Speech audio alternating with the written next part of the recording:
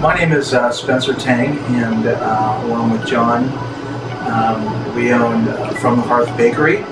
We bought the bakery in 2008 from a guy by the name of Phil Sini, and back then we were probably about 1/5 the size that we are right now. We never baked anything before, so a bakery was really nowhere on the radar screen for us. We moved here not knowing what we would do or what we'd do for work. We had a handful of meetings at Bethel. I needed work. I had 2 guys living in my backyard that needed work, and so I gathered about 4 guys. We were at Murray Calendars. I said, what can we do to create jobs here at Bethel? One gentleman named Al Lewis said, hey, there's this bakery for sale. And kind of went in one ear out the other, because why would I have anything to do with the bakery? It was not relevant to me. So he called 3 days later after our meeting and said, hey, you remember that bakery I was telling you about? I go, yeah. And he said, well, do you want to see it? I said, okay, kind of reluctantly. So my wife and I were on a date night, and we went on our date, and I said, honey, we'll be there like 20 minutes just to honor him, say thank you very much for thinking about us. Thanks or no thanks. So, well, we went and came here and saw the bakery, and 2 hours later, we thought, wow, God might be in this.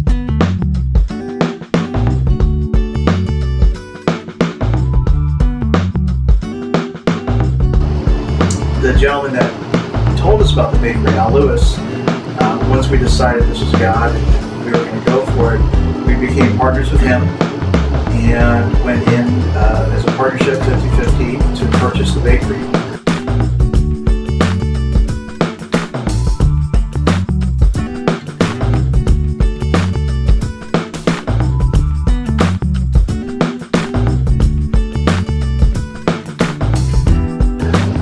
I ended up meeting Spencer. We were standing in a food line at the marriage workshop, and we just were talking, and I said that I baked in college, and so didn't talk much more than that.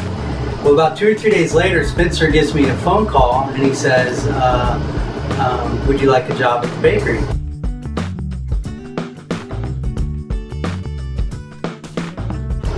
And so my wife and I went back to Tennessee, and we were there a few months, and the Lord kept speaking to us, you have to move back to Redding, you have to move back to Redding. And my wife and I both resisted it, but we just, every time we go get with the Lord, we would hear a real strong word of, you have to move back to Redding.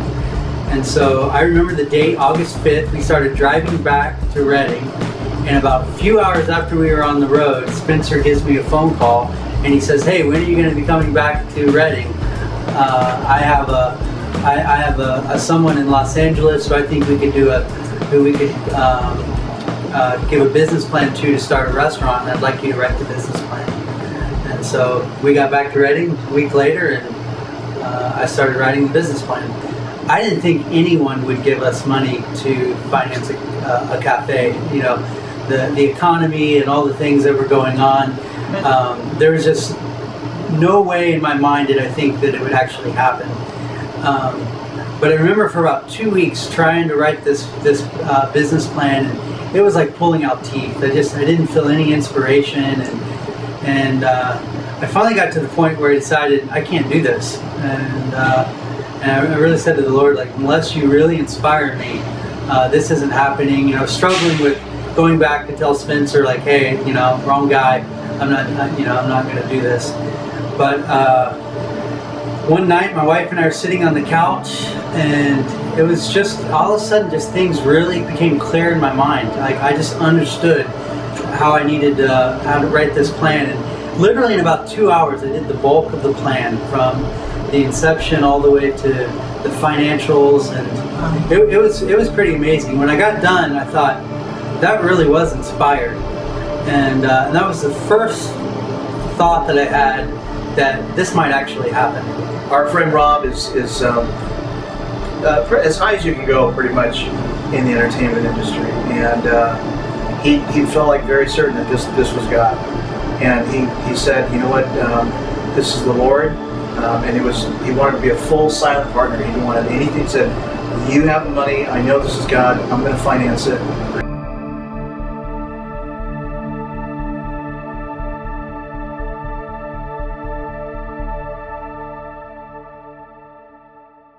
So the day after that we got the financing, I'm sitting there thinking, okay, it's now time to build a cafe, almost literally from the ground up. There was walls, but the flooring was gravel. I mean, there was no infrastructure, and I have zero experience in construction other than I can use a hammer, let alone a commercial type project. But the money's there, and we got to get started. And so I went to the library and I started researching construction and commercial construction, and I'm thinking, I'm in over my head.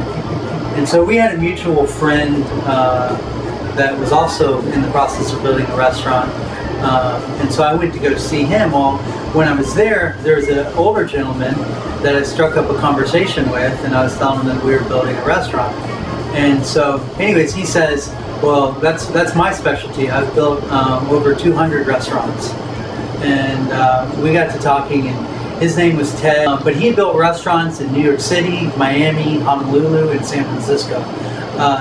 This guy really knew what he was doing when it came to restaurant business. And the exciting thing that was happening was his two daughters had just gotten saved.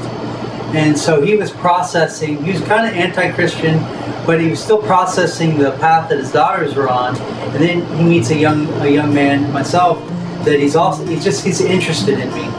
And so we began to form a friendship, and he offered to build the cafe. He just took it on himself to build the greatest cafe you could imagine. And there's a lot of limitations in our finances and the size, the kitchen, and Ted really worked hard to execute the cafe, and so it was just a godsend. Probably about a week or two before we got opened, Ted gave his life to the Lord, and it was an awesome experience. And that was something that we found over and over and over again.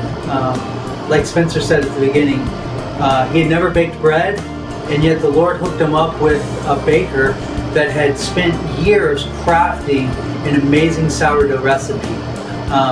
I'd never built a cafe, and yet the Lord connects me with a man that's built over 200. We were probably 6 weeks away from opening, and I knew in theory what I wanted our menu to look like, but I don't know how to cook. So I knew the names of our sandwiches. I researched the style, but I actually didn't know how to cook to make it happen.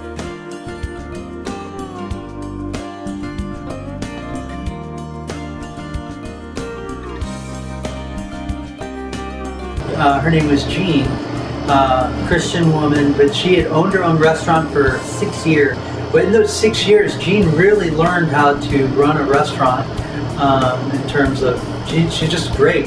And so in 6 weeks, she created a menu for us that I think we have the best food in Reading for what we are. For a small cafe, soup, sandwich, salads, almost all of it homemade. And she created those recipes in really a 6-week process. The bakery's increased in revenue from about $10,000 a month in 2008 till we'll hit about $60,000 a month next month. Probably about a year and a half ago, we were standing here at the bakery, and the Lord just downloaded this thing, and it's really in addition to one of the core foundations of our business. And He said to me, the way you and John relate to one another is the way the business will go.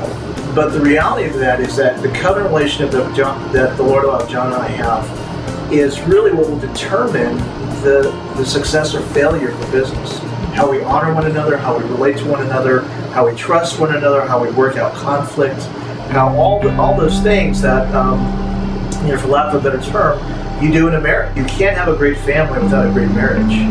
It makes sense that covenant relationship has to be strong, it has to be vibrant, it has to be others focused to be able to really permeate the children and have a great family. And I think it's the same thing with the business. Really, the business is an extension of John and myself. For better or for worse, Sometimes it's not the best, but for better or for worse, it is an extension of who we are.